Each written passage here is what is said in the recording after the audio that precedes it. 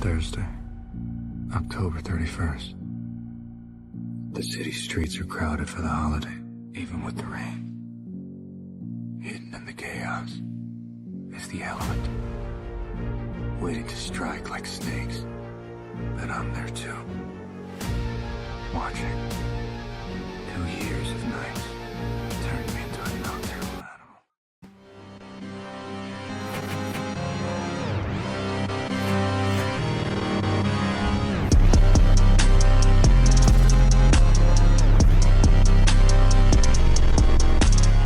What is up, everyone? It is Riley Reviews, back again with another video here, and today may be the biggest one of all. INART Batman has officially entered the collection, and if you've been following the channel for quite some time, you've known that this has been my most anticipated figure ever, and we're going to find out today if it lived up to the expectations. But before we do that, I want to give a massive shout out to 16Kit for shipping me this figure. And just to preface, I did pay this in full and fully trust Kit with my INART orders, so if you wanted to order through him, links will be found in the description below. But for those not familiar, this figure means a lot to me because I love this film so much. It is one of my favorite movies of all time, and given how much passion and love I have for the Batman film, it's safe to say that I will be pretty critical here. But don't you worry, I give a fair share of biases as well for the GOAT himself, because this figure is definitely a special one. But if you do enjoy the video, make sure to hit that like and subscribe button and bang that bell notification so you don't miss any future videos. And just hit the like button right now. The INART Batman is in the collection and we're about to review this damn thing. Let's freaking go. Alright, so the first thing I want to showcase is this little baggie where you get the card holder for the Batman, the INART Batman, and the designer team most definitely cooked on this little card here. I really like it. Shows you the release when it came out, and I won't be going over all the card content. I did an unboxing video a couple days ago. I'll put that on the top right if you want to check that out, but here's the instruction manual. Highly recommend checking it out so you set your figure up properly, but I can't wait any longer. Let's see how Vengeance looks all set up in the light box. Here he is, ladies and gentlemen, standing in the light box in the most basic and Riley pose out there. If you know, you know.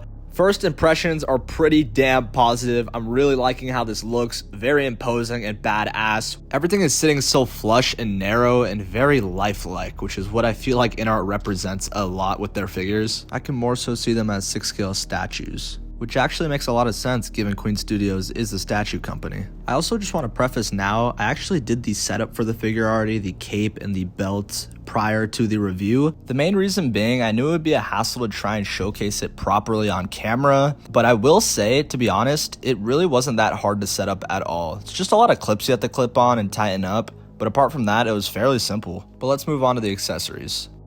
Alright everybody, so now we have the accessory portion of the video, and it honestly doesn't come with a crazy amount of stuff, which I kind of liked personally, given that I had the INART Joker, which came with a plethora of accessories. It was refreshing to get a standard amount of them.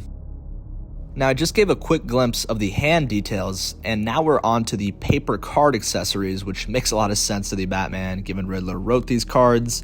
Really nice detail, honestly. I like how it even has the open slit to where the phone lays there, if you can tell that there. The amount of detail into such a small paper accessory is kind of insane. You can even see that it has a fire hazard on the top of the card. Like, that is just some next level detail. Everything matches perfectly to the source material and have these die-cast metal batarangs, which is really nice, and the open cowl accessory, which you obviously need when you have the rooted Bruce Wayne sculpt on. This is just a necessary accessory, and it's detailed very effectively. Now, if you're the world's greatest detective, you're definitely going to need your Bat computer alongside you. I love how the screen actually replicates like a reflection effect, and it also has printed screen text from the movie scene when the Riddler is chatting with Batman. Now here's a look at the sticky bomb gun, which we actually saw the Batman never use in the film, which is pretty funny. Now the Batman definitely needs different facial expressions, so this one is going to be the most angry sculpt, which looks really nicely detailed. You can even see the stubble effect and red cheeks, which is accurate to Robert Pattinson, and definitely another accuracy is that jawline, because I mean, let's be real, this man mogs us. He's on a mewing streak times 1,000. And sorry if this feels a little rushed, there's just a lot of stuff to go through, so I want to get through this as quick as possible. But here's some gadgets that you will be putting on the utility belt later, but let's move on to the best accessory of all time. Yes, I am not kidding. I think this is the best accessory ever. It is literally a fully functioning 1.6 flashlight. With such a small LED, you're kind of in disbelief with how powerful it is and how long it lasts. I've had this on for 2 days straight and it hasn't turned off. I am not kidding. It lasts for an extreme amount of time. Now, you know we had to look at the rooted sculpt, given this is the most important thing for people who went with the rooted set. This is what you paid for with that premium price, and this caused the community a stir when we saw first photos of it, but now that I have it in hand, I'm pleasantly surprised.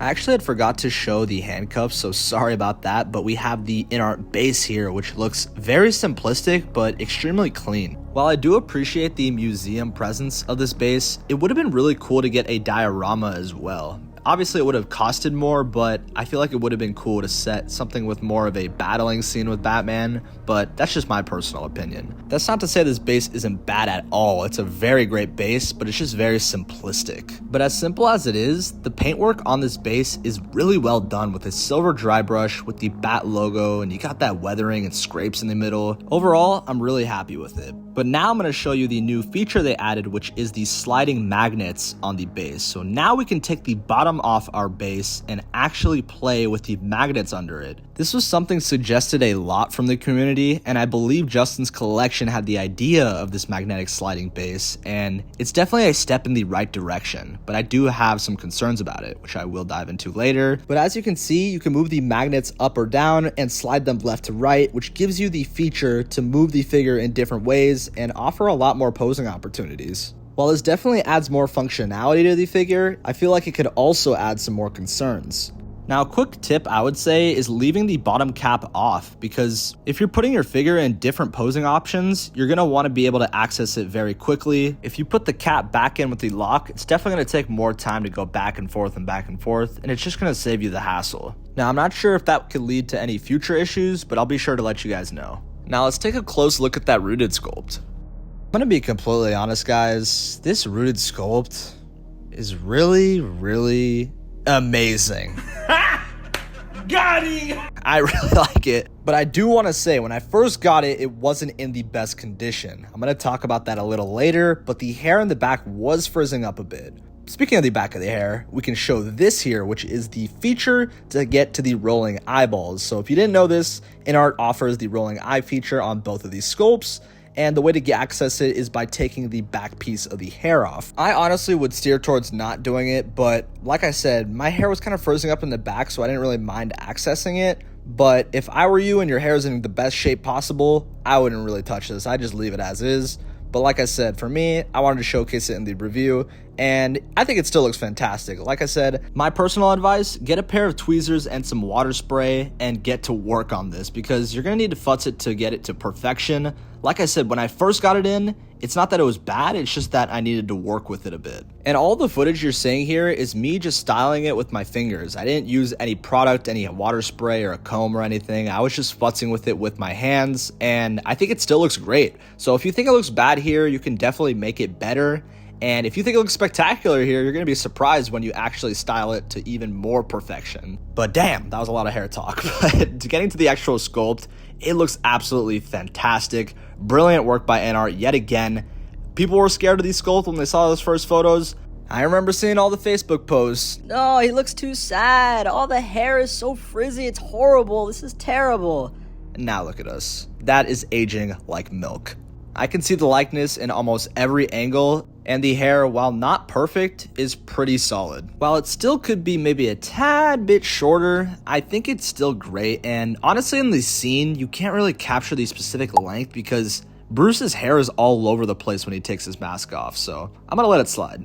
Now here he is, holding on to his prized possession, the mask that turns him into vengeance itself. I am really loving this look, and I know most people will go with the cowled look, but I feel like it's a disservice to keep this in the box. You gotta represent this in some way. Put it on a drifter outfit or maybe your Hot Toys Batman. We'll talk about that later, but let me know in the comments below, would you go with the uncowled or cowled look for this figure? I'm just loving the way it's set here, having the cape blown away in the wind as he's walking forward. It looks super clean. Alright, now let's take a look at the sculpt and how you put it on. So as you can see, there's a little joint here and you just pop it in, you're gonna hear it right there. It's fairly simple and you get a good range of articulation. And look at how damn good that cape sits. I am loving it. But the sculpt is really easy to move around and pop off as there is no joint for it. And I'm happy to see you also get the movable eye feature on the cowled look, so he doesn't feel left out with the Bruce Wayne. Here we have it right here as I butcher doing it on camera, but I am trying my very best. I'm moving the eyes to the left and it looks really good. Now here's a look at the different mouth plates on the head sculpt, and this is my least favorite. Not that it's bad per se, but I feel like the Screaming sculpt, it doesn't really resemble as much Pattinson as the other ones to me. Not really sure why, but it's just my personal take. There's something about the way it's sculpted that just doesn't really resemble an action angry pose to me. I don't really know what it is, but if that makes sense, let me know in the comments below. Maybe I'm talking crazy. However, I'm a big fan of this one, kind of the half-talking, smirking, snarling pose. I really like it. I think the side angle looks best here, but I really like this a lot. The Stern one's going to be my go-to. I've said that before, but this is a really nice one. I like this one a lot. The side profile goes crazy, I'm telling y'all, but we have the Stern sculpt here, which is my favorite and probably everyone's favorite. The Stern look of Robert Pattinson, even on the Hot Toys, is just always nailed from these companies for some reason. I really like this one a lot, and I personally think it's just the best one. It seriously embodies the tone of the film and the emotion Pattinson portrayed when he was wearing the mask, which is very imposing and threatening. I also wanted to showcase how you can take off the chest plate and kind of move it around and futz it whichever way you want. It's a really nice addition, and Hot Toys has the same inclusion. You're also able to move the shoulder blades with Velcro straps, so whenever you want to do those crazy poses, it'd be in your best interest to take those off beforehand. Now let's do a full in-depth look at the details on this suit. Look at the weathering on the top. This suit has been through some mud and shit, I'm just gonna say it, and I love it. I think it's great. It adds so much more to the character and figure. Having this kind of rusty, damaging effect is just really neat. You can see the fading on the cape.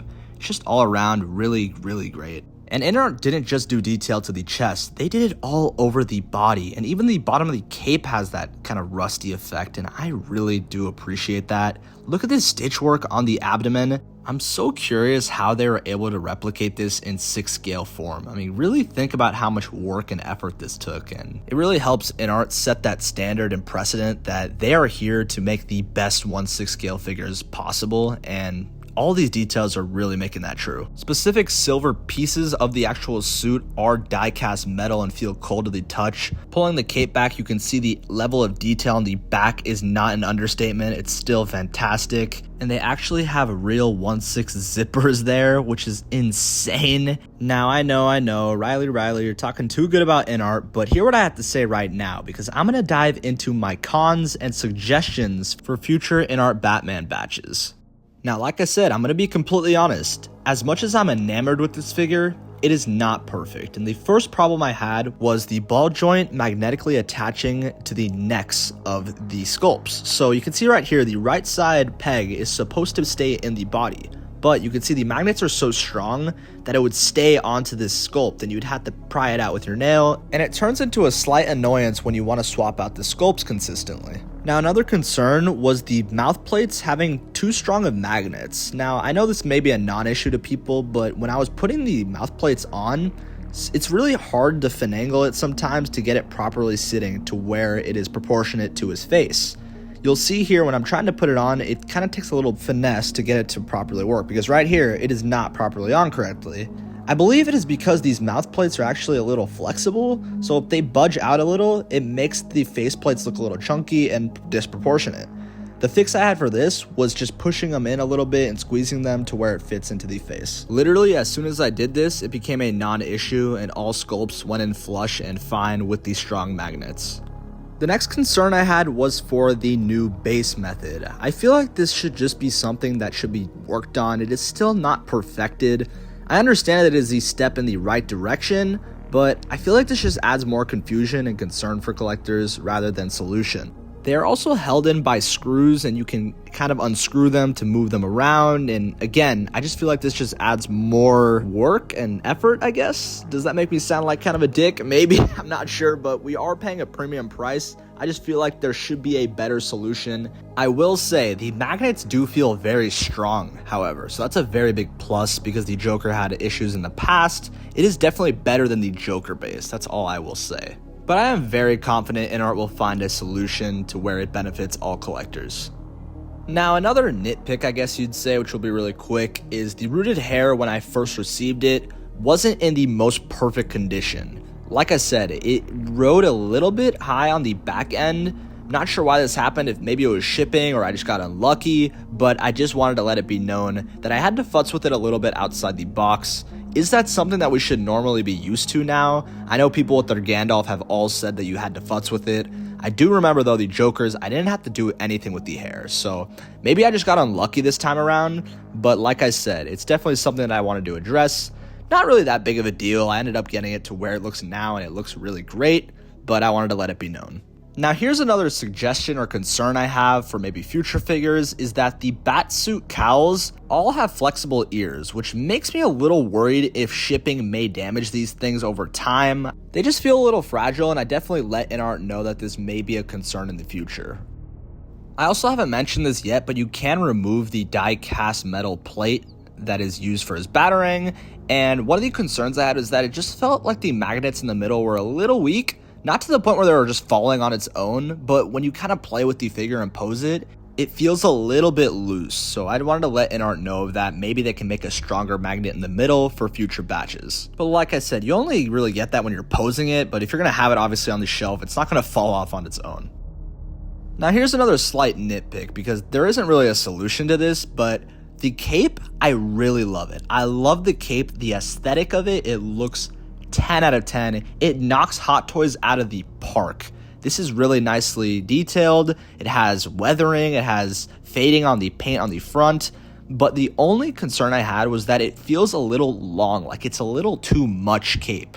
And I'm going to show right here, it is good for when you want to do dynamic poses, but when you want to have them just standing in a museum pose, it takes a little time to have everything flush and sitting because there's just so much cape. And I know why they did this. For dynamic posing, it looks brilliant. But when you kind of want to have them standing there just straight up and down, you kind of have to just futz with it a bit to make it perfect. But let's move on to some more goodness.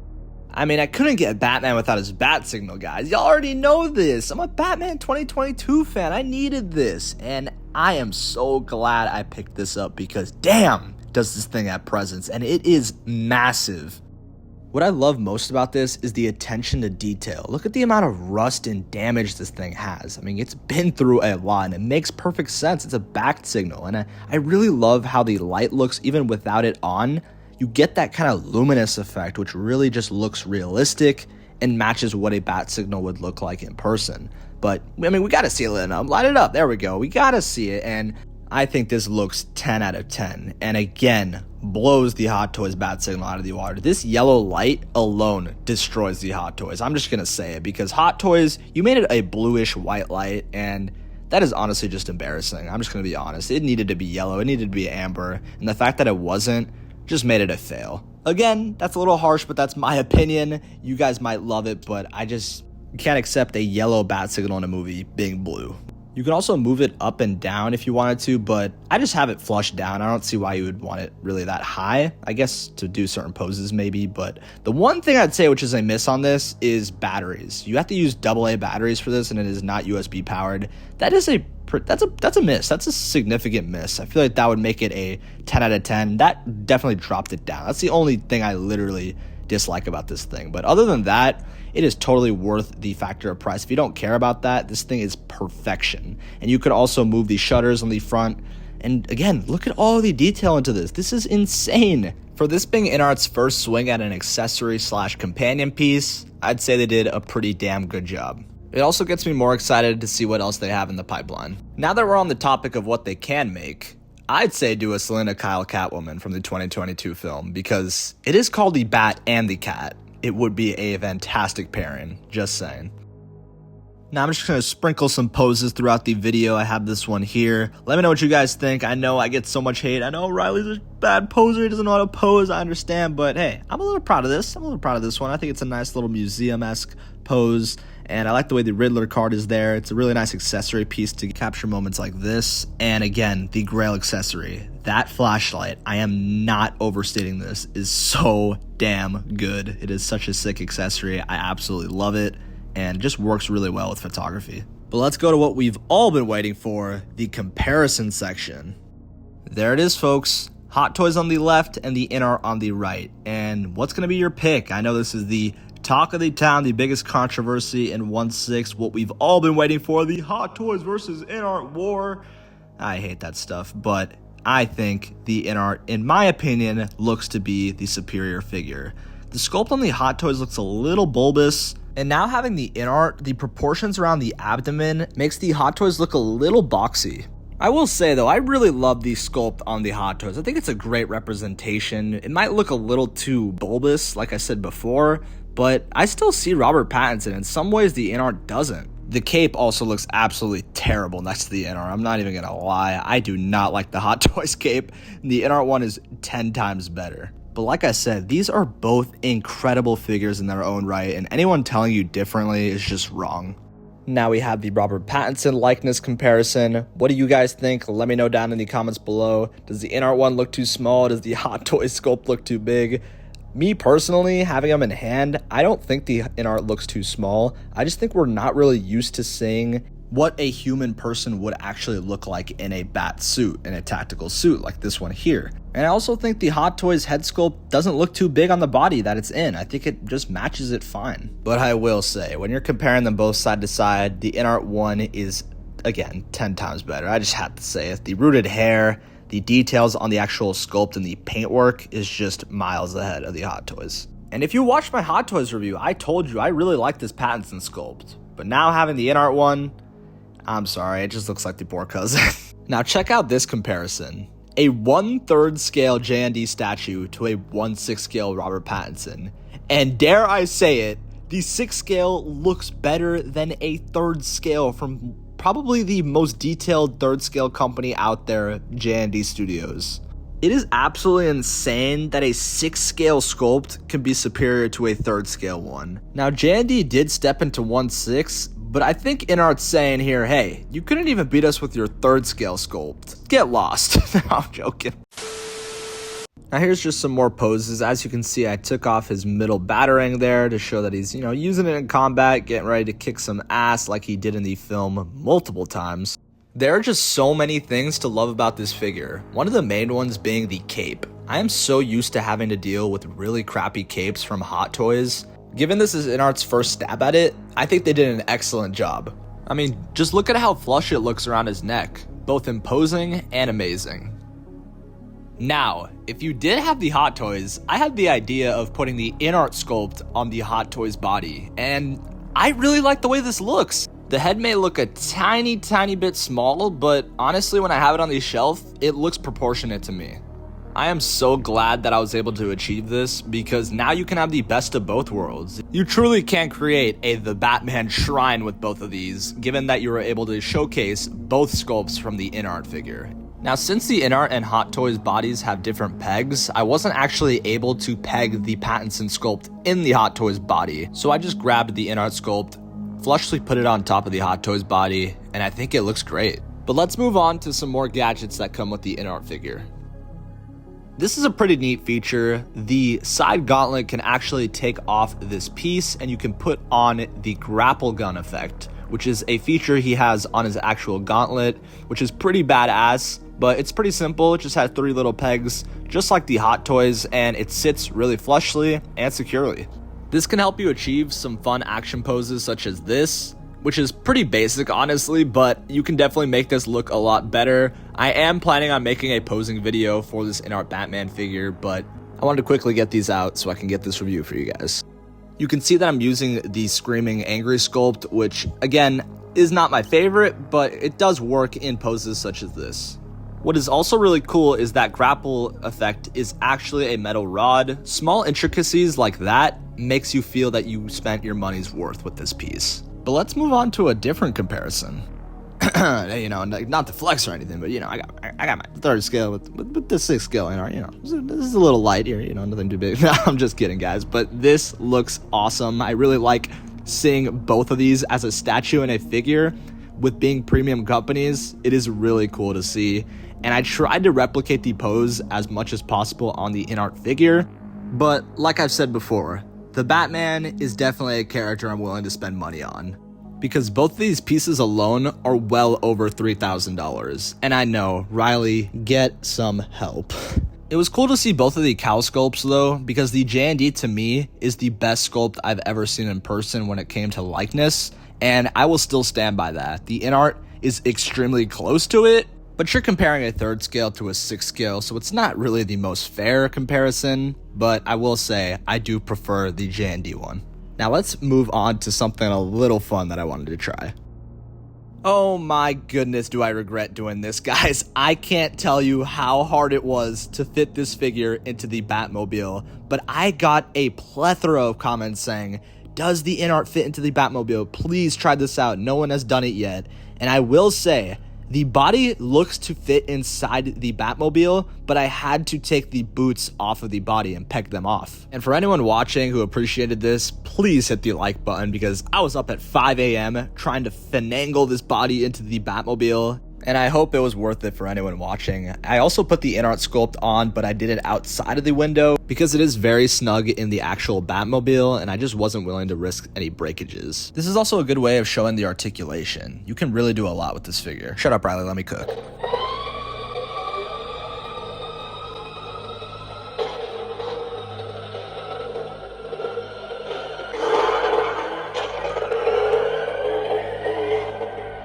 Big shout out to Jazzinc dioramas for making this Batmobile. I am so proud to have these two as a pair, and it just works perfectly. But damn guys, after all the opinions and information shared, let's answer the question, did INART the Batman live up to the hype? And I'll be completely honest, it did. It absolutely did.